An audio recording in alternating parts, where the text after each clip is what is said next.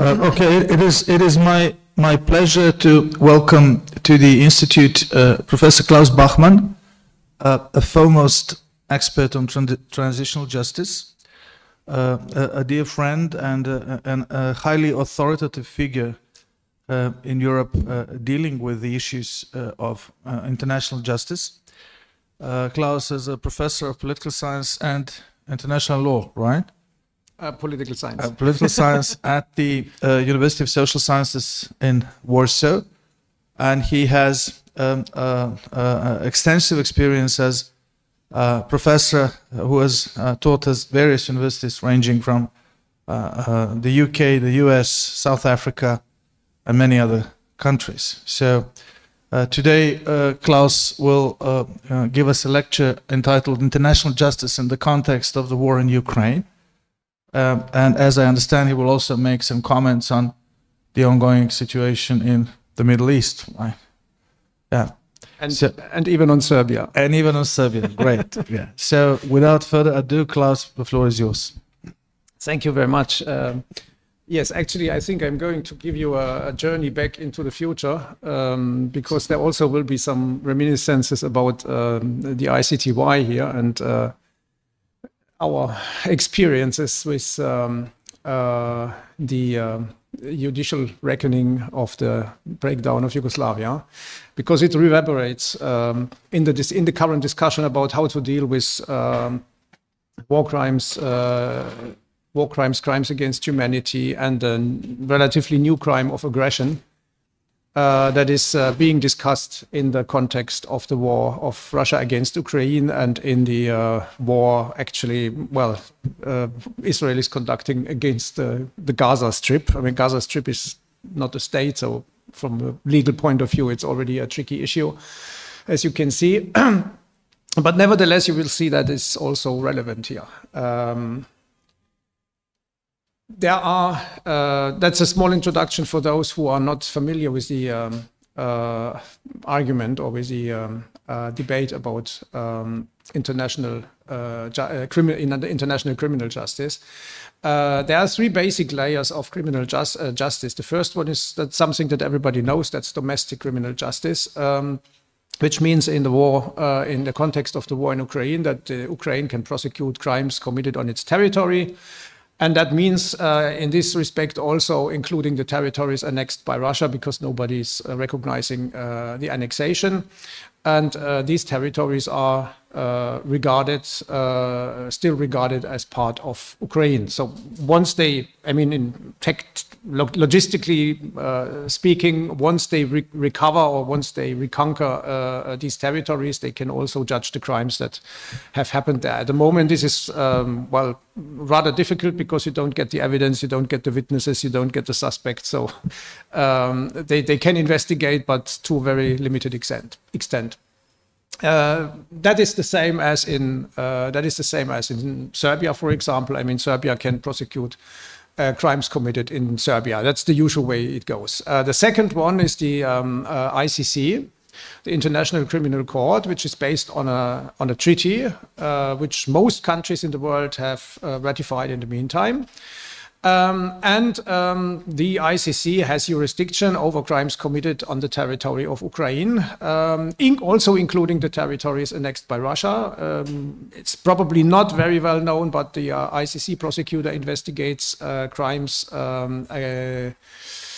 war crimes on the territory of Crimea already after 2014. This is based on a referral of Ukraine. Ukraine is not a signatory to the Rome Statute, to the Statute of the International Criminal Court, but it has referred a case, that's a possibility under Article 12 of the treaty. It has referred several cases on the territory of Ukraine without any timely limitations to the ICC. So the ICC prosecutor can investigate these crimes. Initially, this was the war about Donbass after 2014 or in 2014, and it was the Maidan shooting massacre from 2014 and Crimea, and the ICC prosecutor decided that the shooting in Kiev did not fulfill the criteria for a crime against humanity because it was not widespread and not systematic enough. But the prosecutor is investigating the war in Donbass and what happens in Crimea, mostly with regard to the Crimean Tatars. So that is the ICC. And thirdly, there is something that is called universal jurisdiction and is a kind of mixture between 1 and 2. Because in the meantime, many countries have introduced the possibility to prosecute, to investigate, prosecute, and judge crimes committed elsewhere, not on their territory, and even in cases where they do not involve their own citizens. And that is called universal jurisdiction. To a various degree, I would say, there are some countries that are, well, very progressive in that aspect. Some of these countries, like Belgium, 20 years ago, paid a high price for that because they were isolated by the countries whose leaders they wanted to investigate. So you have to be careful for political and diplomatic reasons what you do with universal jurisdiction. But universal jurisdiction has spread, especially among European Union member states, due to a decision of the European Union, which makes it actually kind of compulsory for member states to introduce the possibility to prosecute international crimes in their domestic legislation. Means crimes against humanity, genocide, and war crimes. That is a possibility that, in the meantime, almost everybody has, at least in Europe, but also much beyond Europe. You may know that this is also a possibility in Serbia based on the old Yugoslav criminal code, which also included the so-called international crimes already long before we were talking about universal jurisdiction. So this is something that sometimes it was a decision from above through this European Union joint decision to implement that in the member countries, but in other cases it was always a kind of grassroots movement which was already there. Now, I'm going to deal with number 2 and number 3 because number 1 is not controversial and well, not really no novelty, I would say. In the International Criminal Court, in the Rome Statute, or based on the Rome Statute, there are 4 layers of accountability. Accountability, I'm saying this also for those who want to watch us on the internet and who are not here or are not familiar with this legal terminology, means accountability for individuals. So the ICC does never judge countries or governments or something like that. It only judges individual people. And usually leaders, military leaders, political leaders. The first one is for non-signatories. Their citizens may well be accountable for crimes committed, for international crimes committed elsewhere, if that elsewhere means it is a country which is a signatory to the Rome Statute. So in the case of Russia, that means, or in the case of Israel, because the situation is the same here, it means that neither Russia nor Israel are obliged to send suspects to The Hague to arrest them and to cooperate with the ICC in terms of evidence, witnesses, and so on. They are not obliged to do that. But the ICC can arrest and prosecute Israeli and Russian citizens for crimes committed outside Russia and outside Israel, if this outside means a country which has ratified the Rome Statute. So that it's a kind of accountability, I would say, which probably not every country, when it ratified the Rome Statute, was aware of. Non-signatories, it's the second layer, non-signatories, countries did not sign the Rome Statute, but referred a case, a situation, that's the official terminology, a situation to the ICC, and the ICC accepts that. That is the second possibility when the ICC can prosecute somebody from such a country and investigate a crime committed on the territory of that country, even if that country is not a full signatory of the Rome Statute. Then we have the full signatories, that those who ratify the Rome Statute. But, and there is also this kind of bifurcation or distinction, there are countries who are full signatories to the Rome Statute, but did not sign and ratify the 2010 so-called Kampala amendments. Kampala is where the conference was when these amendments were introduced into the treaty, which means that that they assert certain jurisdiction for international crimes like genocide, crimes against humanity, and war crimes, but not for the crime of aggression. So, in other words, there are full signatories of the Rome Statute which can be held accountable for the crime of aggression, and there are signatories of the Rome Statute which cannot be held accountable for that.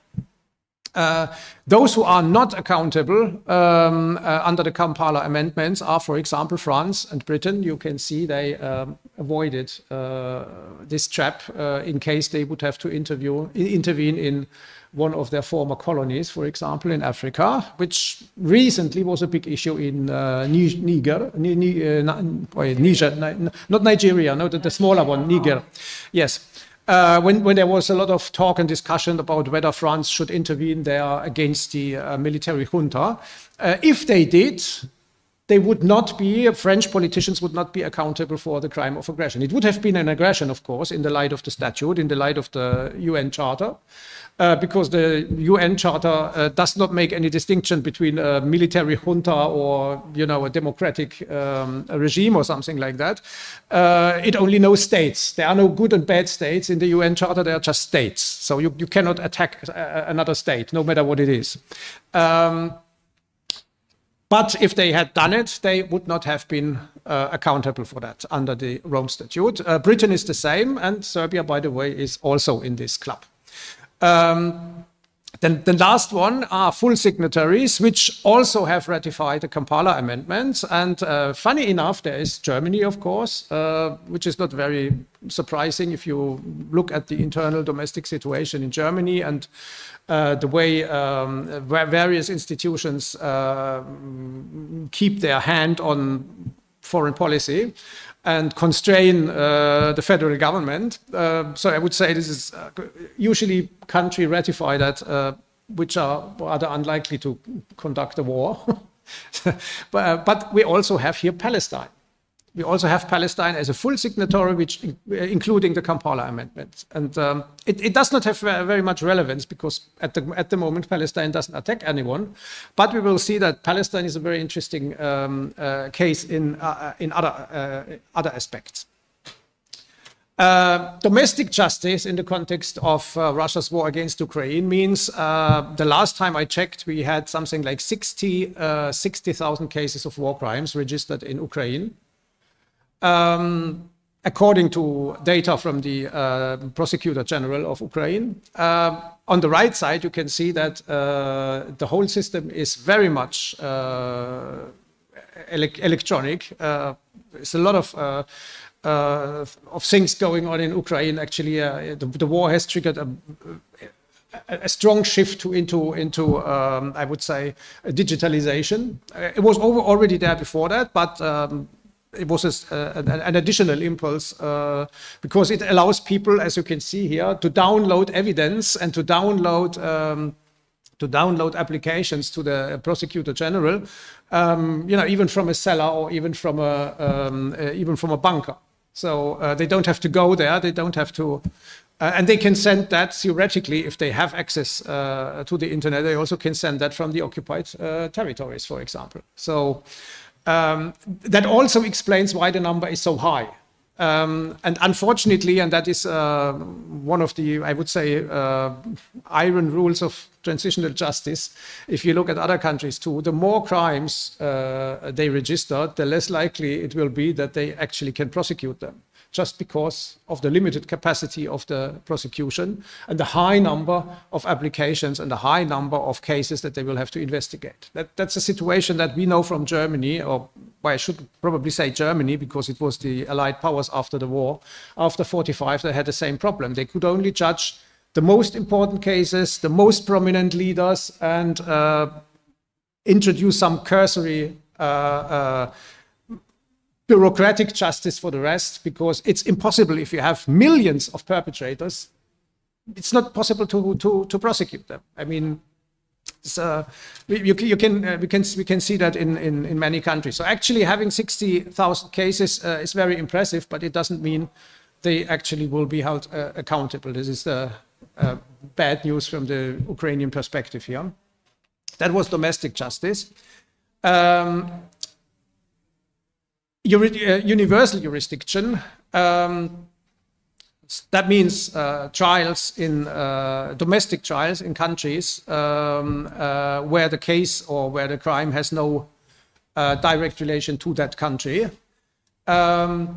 is already ongoing. Not in the case of Russia against Ukraine, not in the case of Israel and the Gaza Strip, but earlier conflicts like Syria, like Eastern Congo, and like Iraq, especially the cases of the Yazidi population in Iraq and the crimes committed by ISIS. So that's something that we already, for example, have in Germany. We had quite a number of well-known and media, well, very present in the. They were very present in the media. Cases where German prosecutors accused and German judges punished perpetrators who were responsible for torture, who were responsible for war crimes in Syria, who were responsible for crimes against humanity and even for genocide in Iraq. And also some cases that actually was the beginning of war crimes and crimes against humanity in Eastern Congo committed by Rwandan Hutu militias who fled to the Eastern Congo after the genocide. Some of them, or many of them actually were judged were put on trial in Germany, but also in Belgium, in France, in Canada, in various countries of Africa, and in, let me think, where else? I think there was also something in Sweden. So if you want to find out, and that's actually something for, I don't know, students, PhD students who want to get more information about that, there are two databases, and if you spread the presentation later on a website or by email or in any way, they can access that here through these two links. These are two databases which collect cases of universal jurisdiction all over the world. Because for a single researcher, it's a little bit difficult to follow that just through the media, because not all trials are actually reported in the media, especially if they do not play a big role in the political discussions of the respective country. So if Canada judges somebody from Burkina Faso or something like that, it's not necessarily in the media. But they try to track that, and well, I can tell you it's quite impressive. There's a lot going on. So this universal jurisdiction is really working to some extent. On the right side, you see one of the reports about one of the Syrian trials in Germany. The problem, and that is the reason for the presentation to some extent, is that Russians are accountable before the ICC for crimes that they committed on the territory of Ukraine, including the annexed territories, but not for the crime of aggression, because the crime of aggression requires both countries, that means Russia and Ukraine, to ratify the Kampala Amendment and to be, of course, a signatory to the ICC. And Russia is not, and Ukraine is only on a referral basis, so it's not a signatory. So Ukraine also could not accept the Kampala amendments. So there is absolutely no way the ICC can investigate crimes, the crime of aggression. Yes? How crimes of aggression distinguished from crimes committed on the Ukrainian territory by the Russian forces? Are all such crimes automatically crimes of aggression? For example, the killing of that Ukrainian captive soldier who was smoking his cigar and then they shot him. The video went to the world. This is Patrick Mender. Yes. Now, is that a crime of aggression? No. A crime of aggression is a leadership crime. So you cannot hold a single soldier accountable for that. It describes the whole process of attacking another country, no matter if you commit war crimes afterwards or not. I'm slightly anticipating what comes later in the presentation. The crime of aggression, the beauty of the crime of aggression from a judicial point of view is that it's relatively easy to prove. Because actually, I mean, if you look at the official statements of the Russian government, they already admit that they commit the crime of aggression. So you don't need all this evidence that you need for war crimes, because I can talk about war crimes when it comes to Israel and Gaza, because it's really a very tricky issue, and not everything that appears as a war crime on a first sight is actually a war crime or turns out to be a war crime later. It's a lot of work, and you need both sides for that, for the evidence, for the witnesses, also for the intentions of the perpetrators. The same is true about genocide, of course, because there you need documents from the perpetrator side in order to prove that what kind of intent they had. And well, the crimes against humanity is a little bit easier, because it's usually a widespread attack on the civilian population, and that is relatively easy to prove, I would say. But the crime of aggression has the beauty that you can watch TV and use that as, you know, as a kind of evidence for that. It's much, if we ever get a war crimes trial or an ICC trial against Putin, it will take, as you remember from the ICTY, for example, it will sometimes take 12 or 14 years until the last verdict by the appeals chamber, right? In the case of the crime of aggression, I think it will be over in several weeks or months. That is why the crime of aggression is so, I would say, attractive in this discussion. One of the problems is, of course, that there are some elements of the crime of aggression which overlap with the crime of with war crimes. Like annexation. Annexation is forbidden under the UN Charter. It's forbidden as a war crime, and it's forbidden as the crime of aggression too. So, and that makes it a little bit tricky, but we will see how tricky that is in a few seconds or in a few minutes. The crime of aggression. Here we are. Accountable are only leaders whose countries are full signatories, endorse the Kampala amendments, and the ECC can only prosecute if the perpetrator and the victim state both ratified the Rome Statute. So it's excluded for the Russian war against Ukraine. It's excluded for the Israeli war against Gaza. Also because Gaza is no state, but that's an additional element. And that's the book of my colleague, who I think he was the first who wrote a whole book about the crime of aggression. Here's the one from Stellenbosch. He's now in the UK. So why is it important?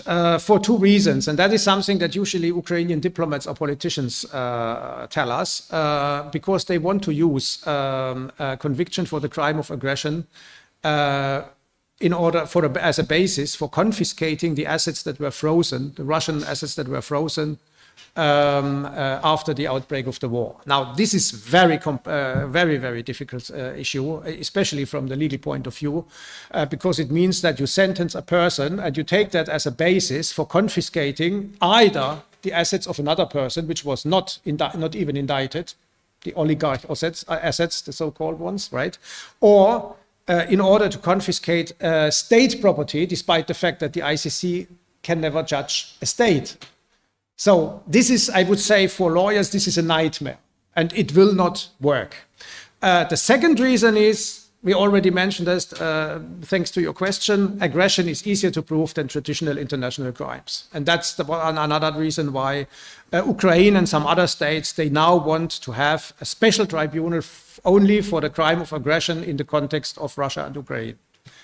That, by the way, is the very basic, or not the very basic, the most up-to-date and sophisticated case by case or article by article comment to the Rome Statute, but don't try to buy it. It costs 600 euros. It's incredible. It's the most expensive academic book I know. Okay, and I have no idea why it's so expensive. There are three proposals at the moment to build or to create a hybrid tribunal that should be created by the European Union and by Ukraine together. Only for the crime of aggression from Russia against Ukraine. Yes. So you can say that is a kind of adaptation or replication of the hybrid tribunals that we know, for example, from Sierra Leone or from Cambodia or from Indonesia. It means that the international community here, the European Union, sends some judges, sends some prosecutors, and supports financially the institution, and the other side comes from Ukraine, and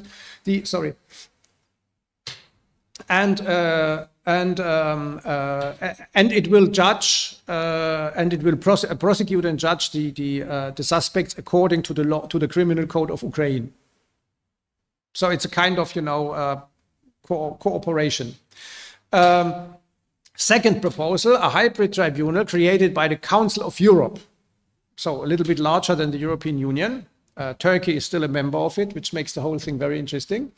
And Ukraine, which would work on the same basis, only, you know, the founders will be different. I mean, Ukraine will always be involved, but the question is European Union or Council of Europe. And the third one is a so-called tribunal ad hoc, as we know it from, for example, the ICTY. But everybody knows that the ICTY was created based on a resolution of the United Nations Security Council. If that goes to the United Nations Security Council, we can absolutely be sure that Russia will veto it, and that and maybe even China. But that's not really necessary. It will never pass the Security Council. So the idea is, let's create that based on a United Nations General Assembly decision. So it will be a tribunal created by the United Nations, but not by the Security Council. The idea behind that is that such a tribunal will have much more legitimacy than one that is just created by the European Union or by the Council of Europe. And it will need that legitimacy because if you have a Russian commander, not necessarily Putin but let's take this Maria Lvova-Belova, who was also accused of war crimes, who has this arrest warrant from the ICC, right? She's rather a minor figure. So she may travel, let's say, to South Africa, or she may travel to Latin America.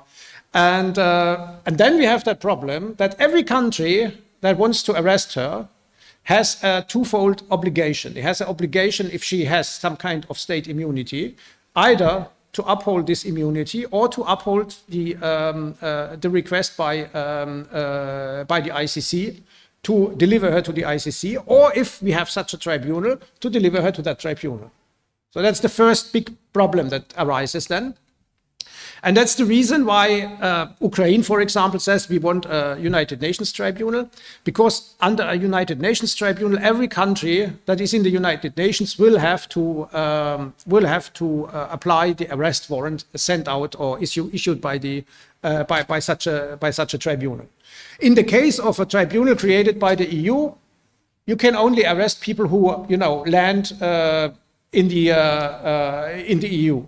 It's rather unlikely that, for example, South Africa will deliver a Russian commander to such a tribunal if they get hold of him in South Africa, because they are not part of it. They did not sign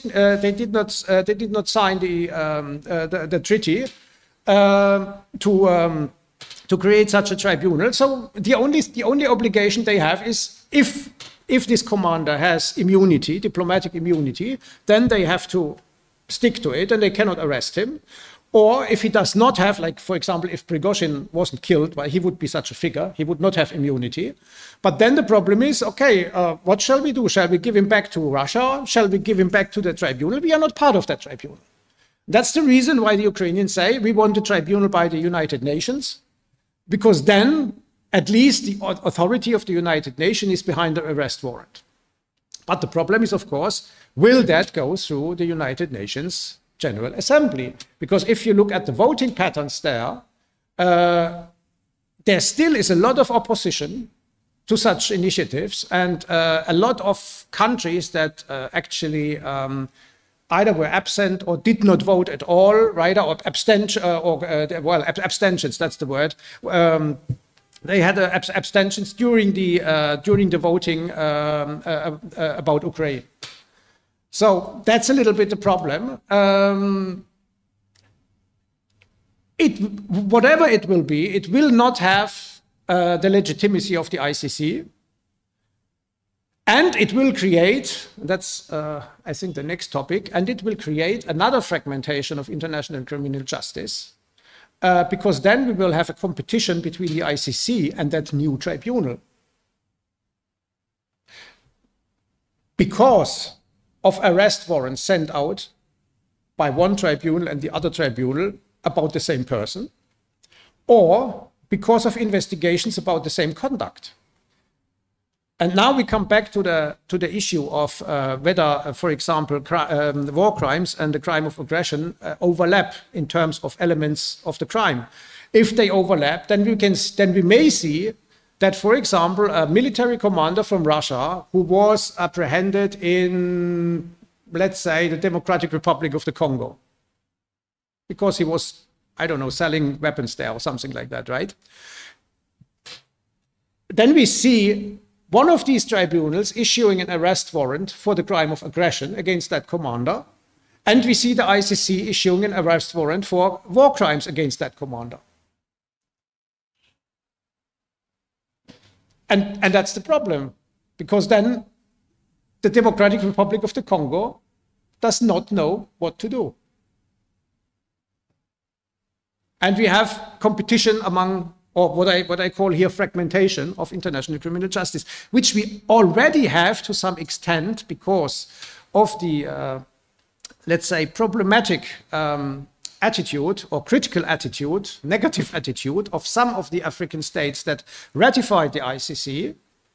They have already created a criminal chamber of the African Court of Justice. The difference to the ICC is that it can prosecute the same crimes, international crimes, genocide, crimes against humanity, war crimes, but the African chamber, or the chamber of the African Court of Justice, has to recognize state immunity, while the ICC does not. So we have already a fragmentation, that we have some countries that are members of the ICC and, of course, of the African Court of Justice, and in case they apprehend somebody, they have the same problem. And if we create another one, a special tribunal for the crime of aggression, then we have a third competitor on this market of arrest warrants, which further fragments international criminal justice and, of course, delegitimizes it among the world. Of course, I mean, the hybrid tribunal created between the European Union and Ukraine will be very legitimate in Europe, but not beyond. And if we want to have a mechanism that actually introduces international criminal accountability for the crime of aggression, for war crimes, and so on, then it is probably a better idea to strengthen the ICC and to refrain from fragmentation, especially that every country in Europe and many countries outside Europe already have the crime of aggression in one or the other form in their criminal code.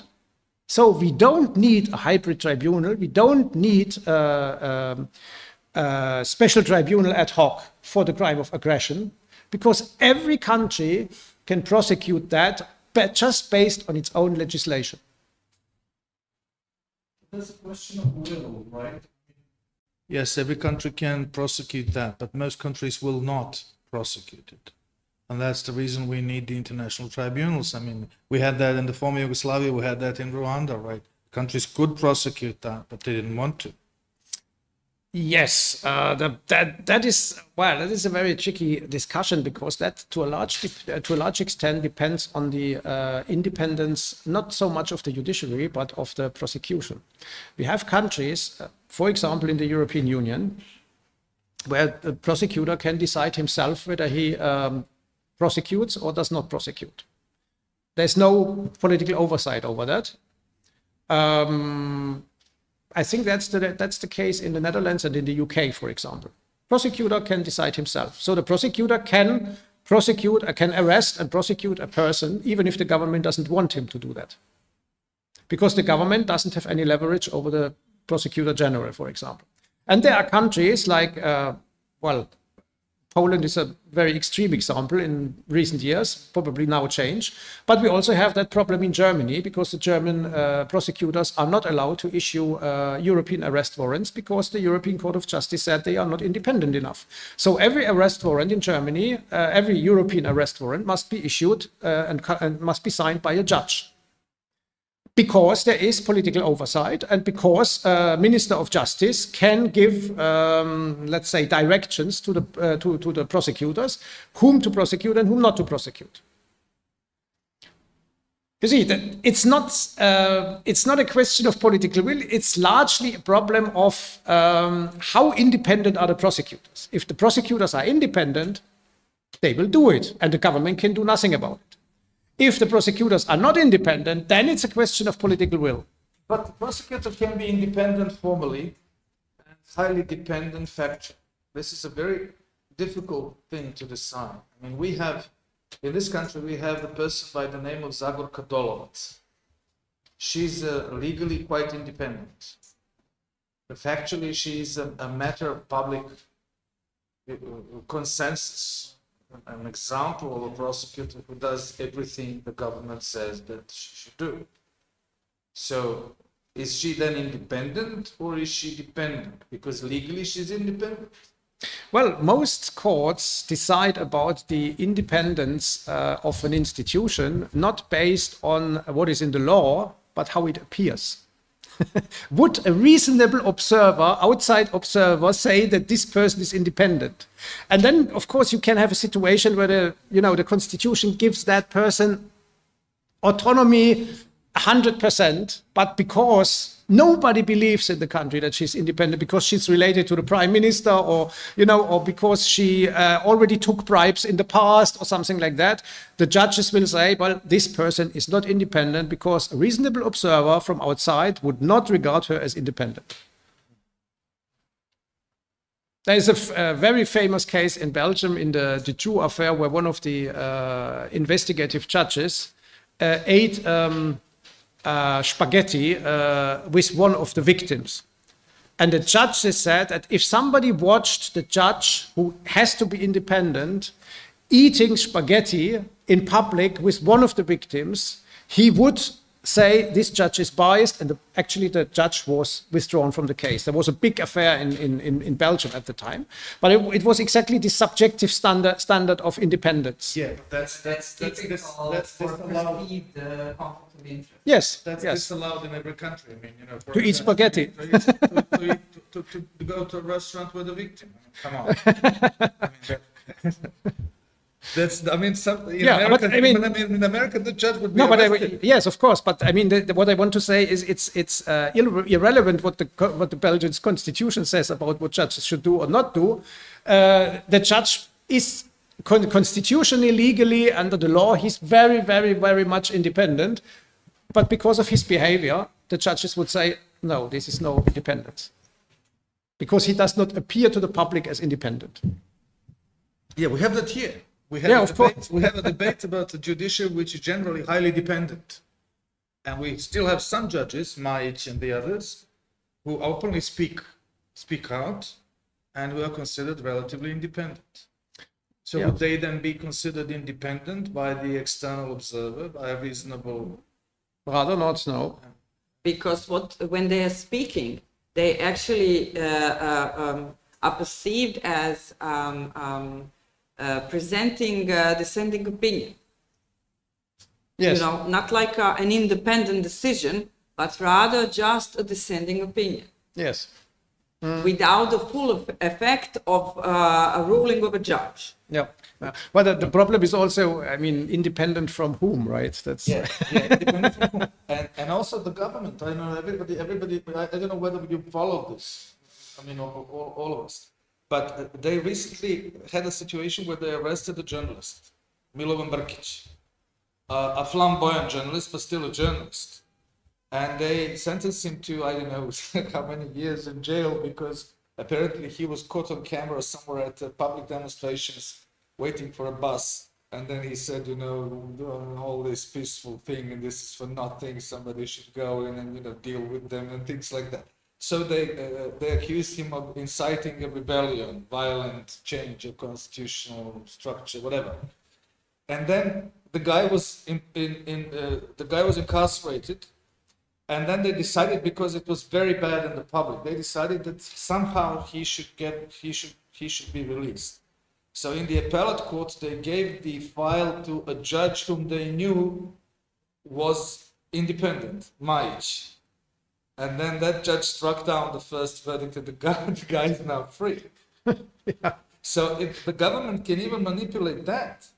They can manipulate the identity, you know, if they know which judge is independent and which judge isn't, they might, depending on their calculations, they can manipulate the cases between the judges in order to get the outcome that they want. Yeah, that's exactly how the Constitutional Court in Poland was working, has been working in recent years, manipulating the chambers in a way that they always, you know the outcome before the trial even starts. So yes, now, but that is, I mean.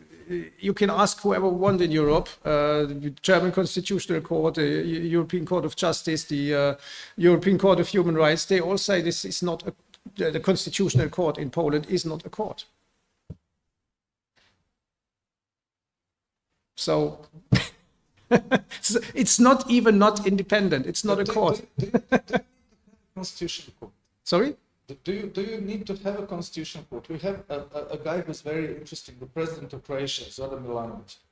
And when he's unhappy with the decisions of the constitutional court, he makes official statements and calls for the abolition of the constitutional court, calling them the worst possible names, you know? Yes. And that they are, you know, the professional, incompetent, whatever, you know? And he claims that, you know, a democratic country doesn't need a constitutional court.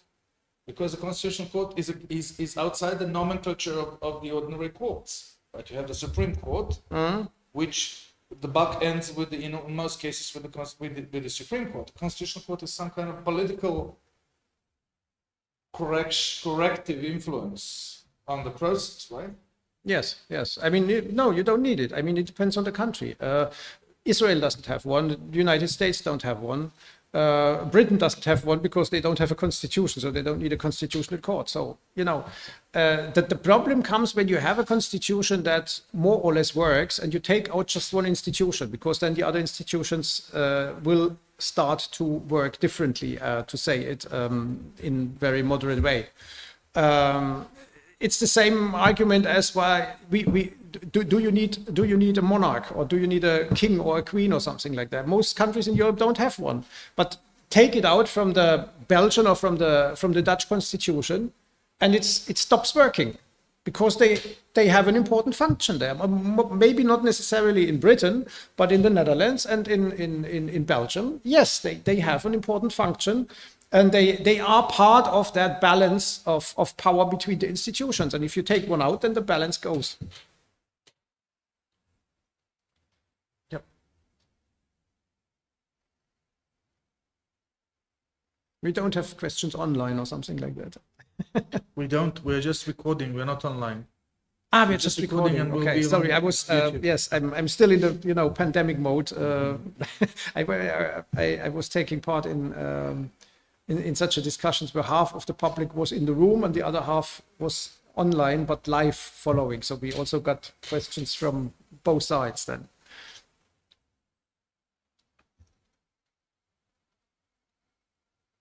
Yeah.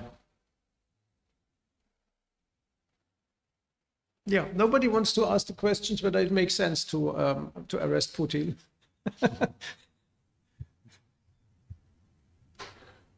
It's a very tricky thing because I'm absolutely convinced that immediately Russia then will take hostages in order to get him free. Yeah. It's much more interesting, I would say. Well, much more interesting. What does it mean interesting? To ask yourself or to ask the questions whether it makes sense to arrest Israeli politicians for war crimes in Gaza. Because I'm not sure whether I mentioned that, but in 2014, Ramallah, so the Palestinian Authority, has acceded to the Rome Statute as a state party. And it was allowed to do so based on United Nations General Assembly resolutions. So they are now full member, including the Kampala amendments of the Rome Statute, and that brings Gaza under the jurisdiction of the ICC. That's the reason why the ICC prosecutor was in Rafah at this border crossing. I mean, it was a public relations stunt, like as you may remember, Ann Arbor was in at the border with Bosnia or something like that, or Kosovo in 1999. He couldn't investigate anything there. I mean, he's not investigating himself. He has his prosecutors and his investigators for that. But nevertheless, I mean, there was a demonstration to show, look, I have jurisdiction over what happens in Gaza. I have also jurisdictions over Israeli soldiers and Israeli politicians and military commanders. Israel is not obliged to cooperate with the ICC, but the ICC has jurisdiction, and I'm absolutely sure that in the near future, we will see arrest warrants against Israeli politicians and, of course, against Hamas leadership, because what Hamas did on the 7th of October is a crime against humanity. So, I mean, why should they not be accountable? The ICC has jurisdiction. The funny thing is that the ICC has jurisdiction over Hamas because of a decision of the Palestinian autonomy, which is at war with Hamas. So that's, you know, you never know how it ends. But the really interesting thing will be what happens to these Israeli politicians when they go abroad. And basically, an arrest warrant by the ICC in today's world means he cannot travel anymore, right? We saw that with Putin. He can go to China, he can go to North Korea, but he cannot go to South Africa, because they don't know whether to arrest him or not. So they ask him not to come. So actually, because he's basically a kind of coward, he doesn't risk. So he didn't go to South Africa. He sent Lavrov. But that is not a big problem for Russia. Russia is a big country, has a lot of neighbors. They can visit their allies like China without crossing any other border. But an Israeli politician, even when he goes, for example, to Venezuela, which is not part of the ICC, and has somehow very liberal attitude to international law, they have to go through the airspace of countries that have to act on this arrest warrant. And they never know. I mean, there may be something goes wrong with the engine. I'm not speaking about, the Belarusian example where they downed, by force, they downed an airplane with an oppositional politician on board and such things. I don't suspect France to do that when they, cross into French airspace or something like that. But you never know. Something can go wrong. They have an accidental landing or something like that in France or in Germany. And, and maybe in a country where the prosecution is independent and doesn't ask the Minister of Foreign Affairs before they arrest him. And that's it. Is there such a country?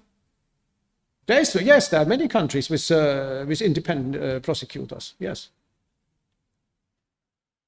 But the basic mechanism behind that is as an Israeli politician, you don't know what's going to happen. So you don't travel. It's not a problem for a Russian politician not to travel.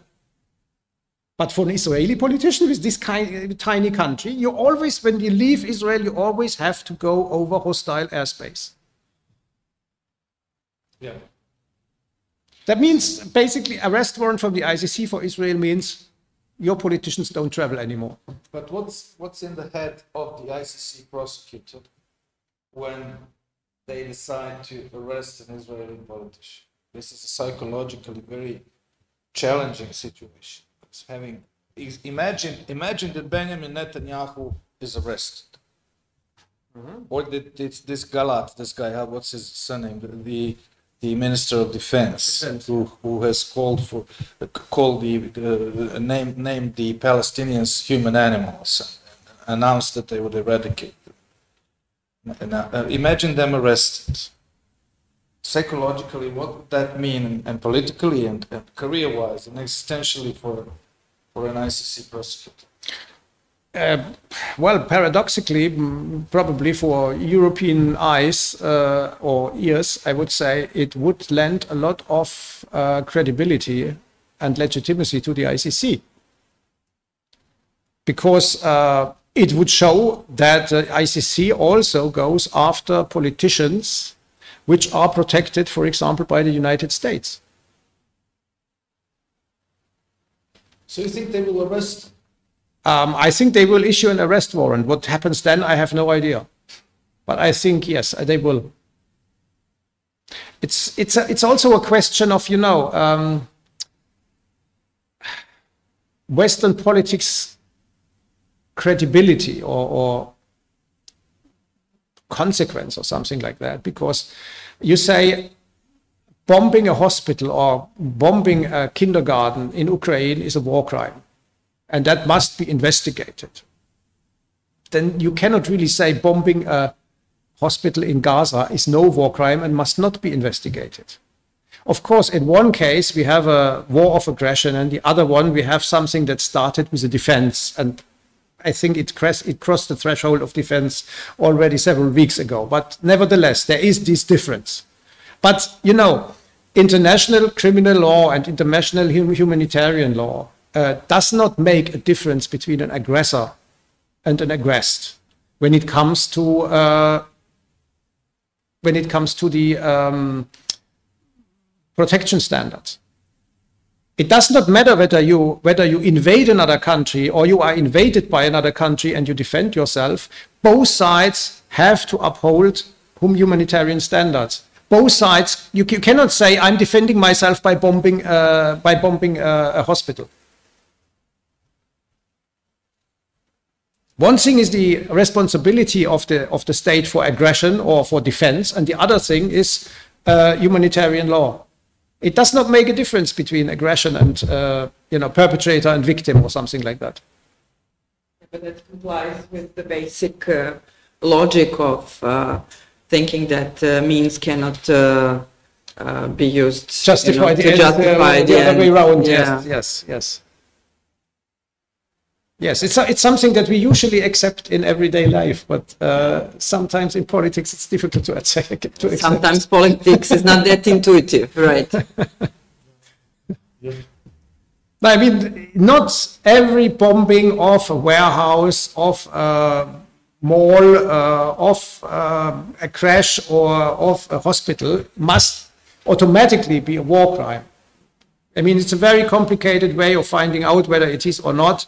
You need the commander who ordered it. You need the orders. You need the victims. If somebody turns a hospital into a fortress or something like that, then it is a legitimate target. It's not a crime to hit civilians. It's a crime to target civilians. There is also a very tricky issue, for example, with the MH17 case. If you remember the Malaysian aircraft that was downed over Ukraine or eastern Ukraine, and where the guys were sentenced in absentia in a Dutch court. And the biggest problem was, because we know that from the Twitter accounts and from the telephone calls, that the separatists who shot down the aircraft, they didn't want to shut down this aircraft because there was they thought it was a military aircraft, and actually the Ukrainians at that time they had military aircrafts that hid behind civilian ones, so that they were not entirely visible for the air defense systems on the ground. So the separatists were convinced that they target a military aircraft, but they hit a civilian one. And then they were scared, and you know, and they deleted these Twitter comments and everything. But of course, it's there. I mean, there are always people who make screenshots, and you know, so we know we know more or less what happens. And the problem is, you cannot commit a war crime unintentionally. It was an accident. But nevertheless, the Dutch court sentenced them for that, arguing that they were not a legitimate, combatants.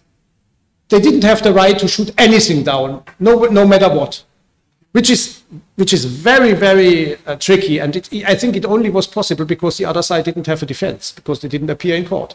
Because otherwise, the defense lawyers would have said, would have argued that, well, they fulfill all the criteria of the Hague Conventions of a legitimate fighting force. They have uniforms. They wear their weapons openly. They have a chain of command. So, you know, the humanitarian law doesn't make a difference whether they are a legitimate force or an illegitimate force or something like that. That does not exist. They fulfill certain criteria, they have certain rights. They can fight. Yeah. I mean, there is a very strange situation described in the Hague Convention, and that is already, I would say, conventional wisdom or customary international law now, because it has been applied for more than 100 years, which says that protection, the Hague Convention's protection, extends even to a population that, spontaneously takes up arms against an invader. So they must not be, it's not necessary that they are organized, that they have uniforms and so on and so on. If they just take out their arms and they go to the streets and shoot at the invaders, they are also protected by international humanitarian law. I mean, that almost never happens, right? There is always some chain of command behind these kind of uprisings. So I don't know whether it's, where it could be applied, but nevertheless, even if you apply that standard to the East Ukrainian separatists, you have a problem because they are legitimate fighting force and they are protected. Yeah. Are there any questions from you? How does that apply to the Palestinians then? Because we saw that the Israeli politicians publicized recordings, satellite interceptions, and things like that of Hamas terrorists bragging to their families that they had just killed an Israeli, that they had just murdered so many civilians. They sent WhatsApp messages to their families, and they did that. The Israelis did that in order to illustrate the hatred. How about the spontaneity of hatred? I don't think that this is a problem. I mean, I can't imagine a single article that would forbid it. I think the problem is elsewhere. The problem is when they show captives from Hamas on state TV admitting their crimes, in full sight without anonymizing anything and so on. Because that's a very tricky issue, and there's a lot of discussion ongoing among international lawyers at the moment.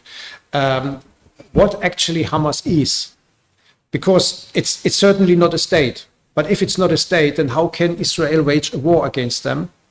And if it wages a war, is it an international war against some kind of para-state or something like that? Because that would mean that Hamas fighters are protected under the laws of international armed conflict. Or is it a terrorist organization and the whole conflict is not international but happens on Israeli occupied territory?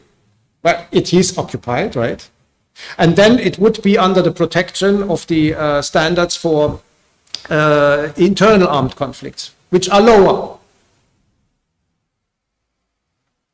Yeah, and what about? And Israel never clearly explained against whom they are actually conducting war. That's the problem. So it's difficult to say whether these Hamas people or Hamas fighters on Israeli TV whether they are just criminals under Israeli law and they have the right to a fair trial, because that's the consequence, or they are prisoners of war of a foreign fighting force which can be exchanged and enjoy the protection of prisoners of war. That means that they have to say their name and they have to say their unit, and that's it.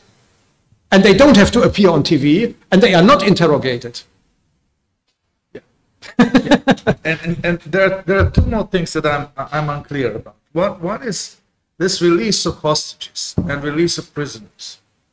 The news this morning is that apparently Israel and Hamas had agreed to have a 4-day ceasefire and to exchange up to 100 hostages for up to 300 women and children, teenage boys held in Israeli jails. Now, I can understand that you can agree to swap war prisoners, prisoners of war. Mm-hmm. But how can a democratic state agree to release individuals who supposedly had been legally convicted?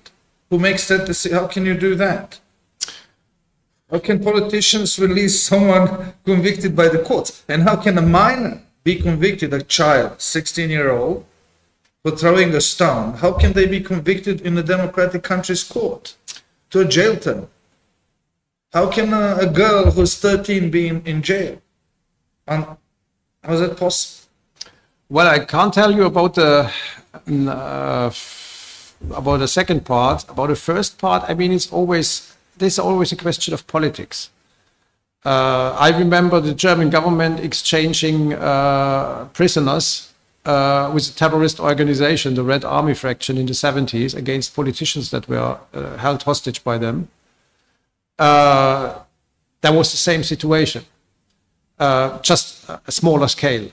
There were some very weird cases of prisoners exchanges between Russia and Ukraine, where Russia, in exchange for Ukrainian prisoners of war, wanted Ukrainians that had collaborated with Russia, but were Ukrainian citizens in Ukrainian jail. In one case, they even exchanged, the Ukrainians even exchanged one of the Maidan sniping shooters to Russia, which is a very strong indication by Russia that they had something to do with the sniping. Of course, why would they want a shooter who is an Ukrainian citizen? You know. But I mean, there is. How do you reconcile that with the concept of the rule of law? I mean, a judge sentences someone to a jail term, and then a politician says, "Okay, we'll release them because we have a political deal." I mean, that's a sham, isn't it? Well, yes, but that brings me to a very interesting and very controversial aspect I didn't mention here. But actually, it's because that's based on a paper, and in that paper, I also argue a little bit about that. There is in the social sciences, not in law, we talk about legalization. It does not mean that something gets legal or something like that. It's legal afterwards. It means that you try to regulate something in legal terms, which is actually not from the let's say area of law. It's like medicalization. You make something medical that is actually social or psychological or, you know, something like that. Or securitization is such a fashionable. Yeah, you analyze everything from the perspective of security. So I'm not entirely convinced that it is a good idea to legalize war in such a way. That's something that I usually tell, you know, Ukrainians when they talk about that. There are some aspects that should be left to politics, because otherwise you hurt your own interest. Imagine the Ukrainians get hold of somebody who is under the arrest warrant of the ICC or of this hybrid tribunal, right? Now, they have two possibilities. They can send it to the ICC or to the tribunal, and there he will be judged. Or they can exchange him against 50 prisoners of war in Russia. So, what will President Zelensky do? he will uphold the rule of law and send the guy to the ICC and tell the families of these 15 Ukrainian soldiers, sorry, but for the interest of justice, your relatives have to die in Russian custody. Can you imagine that? I can't. So probably it's not the best idea to legalize an armed conflict like that. But these guys had already been sentenced before the conflict. They are legally sentenced. Yes. However ridiculous it is to sentence a minor child to jail. And now they're probably going to amnesty them. Well, yeah, but this is a political process. I mean, what do you say to the families of the hostages? Well, because we have the rule of law, your people have to die in Hamas custody. But you either have rule of law or you don't have rule of law. You can't have rule of law to some extent, and then, you know, under certain circumstances, abolish the law. That's why I'm arguing that there's a limit to the rule of law. And from a certain point on, you have to make political decisions. And this is not an entirely unknown situation.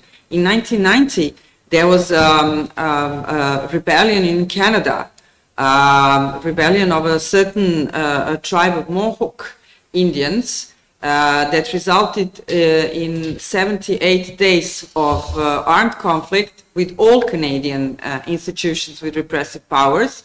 And a 14-year-old girl was actually even injured while she was holding in her arms her 5-year-old sister, trying to escape a violent conflict at a certain moment, and was tried. So it's like, it was not something that happened like 100 years ago, but like 33 years ago in Canada, not in Israel. So there was the argument that you can prosecute children. Yeah. Yeah, but the Israelis usually say as long as Hamas or the Islamic Jihad sent children with you know, self-made bombs across the lines, we also can put them into prison. We have that problem now in Germany, murder of a 14-year-old boy who killed a younger one, and he cannot be punished. There's no way to punish him. And some of the Arabic gangs in Germany using children as, you know, criminals because they know they can. Well, I can tell you, but don't register that. I heard about that afterwards. We had a Turkish student who went back to Turkey because he had his family wanted him to commit blood revenge because he was not yet adult and he would get a lower sentence. So he has to do it. Yeah. Yeah. Well, there's a beauty to the vendetta. I like the vendetta. It's a nice way of social regulation, isn't it? Yeah, but if you don't contain it, you get intra-group violence that wipes out the group. Then you have the situation from The Godfather where they go through this Sicilian landscape which is empty because everybody died from blood revenge. Yeah. It's in. I mean, for groups, it's self-defeating. It's a kind of collective suicide if you don't interrupt it. And the other question I had is, you mentioned that the Palestinians, the Gaza and the West Bank regions have state-like subjecthood in front of the ICC. Yes. Now, what happens in terms of international war of law when the principle of proportionality is considered? And you mentioned that they had Hamas captives being aired on television, admitting to the terrorist attack. Yes. Now, apparently, Israel has captured something like 60 or 80 Hamas terrorists and killed a small number of them. But they killed 14,000 civilians.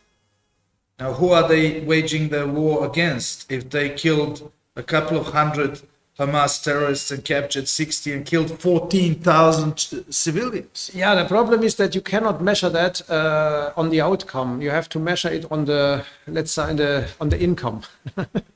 Proportionality. Proportionality principle does not describe what actually happened, but what was intended by the perpetrator. The proportionality would mean that you have the hospital and you have information about, there is a headquarter in the tunnel below and so on.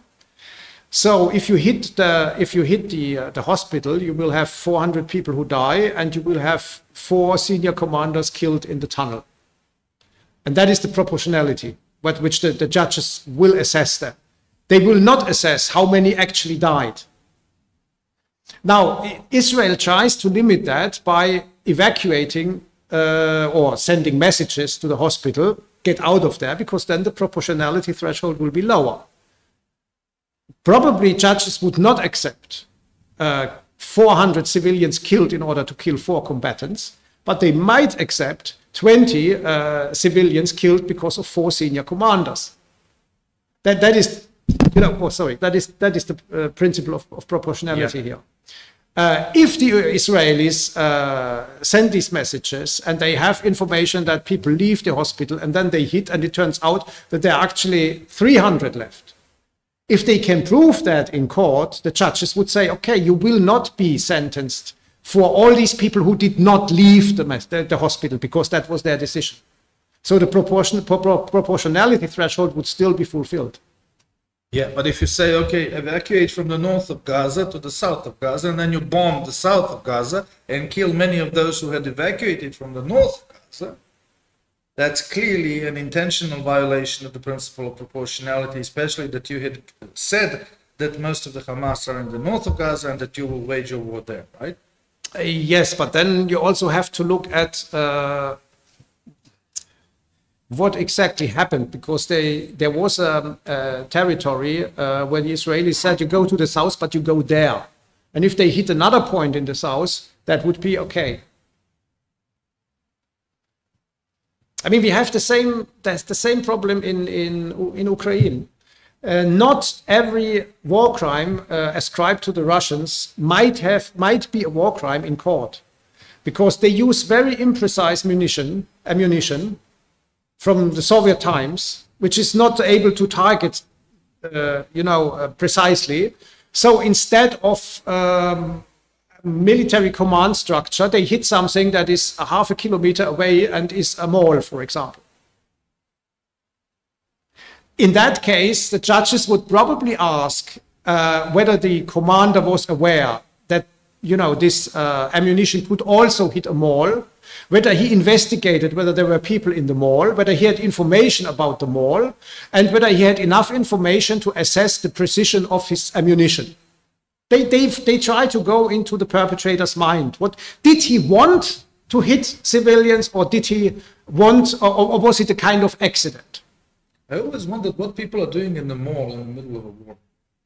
Who goes to a mall while waging war? Come on, to buy jeans. Well, you cannot stay underground all the time. People need food, and But certainly the civilians are never guilty. So that is not an argument in court. I mean, that was one of the aspects of, if you remember the Gotovina case, the shelling of Knin. Because they had a lot of shells that actually went to the target, and a lot of shells that went to some neighborhoods, civilian neighborhoods, and so on. And then try to find out whether this was indiscriminate shelling, or it was just the imprecision of the ammunition. And they never found out, because in the first instance they said, well, it was indiscriminate, which is forbidden under humanitarian standards. You cannot just shoot at something hoping that there will be enemies there. You have to target the enemy, and you cannot target civilians. And the judge said, okay, if more than half of the ammunition went into civilian blocks, then it was indiscriminate. And the appeals chamber said, no, this is not the right standard. But they also didn't indicate what the right standard would be. So we don't know. Yeah. It's up to every judge at the end. Yeah. Yeah. And given that the Polish judge is now the chief judge of ICC, and he's your friend, okay. Well, don't record that. But he will. I think his term ends now, so probably even his term as a judge will end, and he will go back to Poland, and so Yeah. everything changes. Yeah. He will not have to deal with Israel, I think. Yeah. Okay. Any comments, questions? If not, Klaus, thank you very much. This was an exciting discussion and an exciting topic, very current, very relevant. Thank you very much.